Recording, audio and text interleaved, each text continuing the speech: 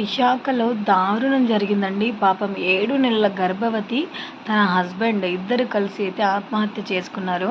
అసలు ఏం జరిగిందో అర్థం కావట్లేదు. కానీ ఇద్దరు కూడా సూసైడ్ అయితే చేసుకున్నారు. సో, తల్లి ఫంక్షన్‌కి వెళ్ళింది. ఇంట్లో ఇద్దరు ఉన్నారనమాట. సడెన్‌గా సూసైడ్ అయితే చేసుకున్నారు. ఒక్కసారి తమ బిడ్డ గురించి కూడా ఆలోచించకుండా ఇలాంటి నిర్ణయం తీసుకున్నారంటే వాళ్ళకి నిజంగా ఏం కష్టం వచ్చిందో అర్థం కావట్లేదు.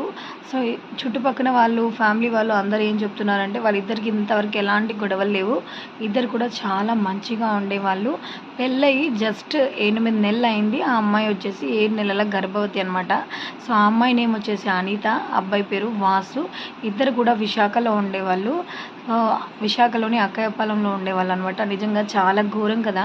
సో, మీకేమైనా ప్రాబ్లమ్ వస్తే పెద్దవాళ్ళతో మాట్లాడి సాల్వ్ చేసుకోండి. అంతే కాకపోతే సో, దానికి ఇంకా సొల్యూషనే వెతుక్కోవాలి. అంతేకానీ ఇలాంటి సడన్ డెసిషన్స్ తీసుకొని పెద్దవాళ్ళ మనసుని బాధపెట్టి, నీ కడుపులో ఉన్న పిల్లాన్ని కూడా ఆలోచించకుండా ఇలాంటి డెసిషన్ తీసుకోవడం మాత్రం చాలా తప్పండి. నిజంగా వాళ్ళిద్దరూ చనిపోతే వాళ్ళ ఫ్యామిలీ వాళ్ళందరూ ఎంతలా ఏడుస్తున్నారు.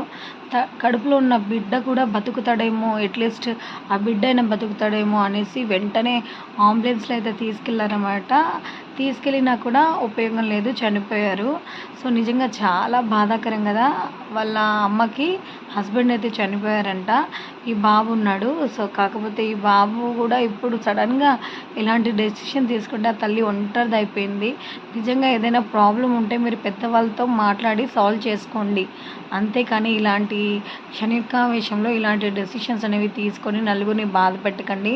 మీరు ఇలా చేయడం వల్ల నలుగురు ఏడుస్తూనే ఉంటారు. అంతేకానీ మీకు కానీ ఎవరికి కానీ ఎలాంటి ఉపయోగం ఉండదు. ఒక్కసారి ఆలోచించండి. ప్రాబ్లమ్ వస్తే కూర్చొని మెల్లగా ఆలోచించి దానికి సొల్యూషన్‌ని వెతుక్కోండి. అంతేకానీ ప్రతి ప్రాబ్లమ్‌కి సొల్యూషన్ చచ్చిపోవడం మాత్రం కాదండి. సో, మీరేమంటారు? కామెంట్ చేయండి.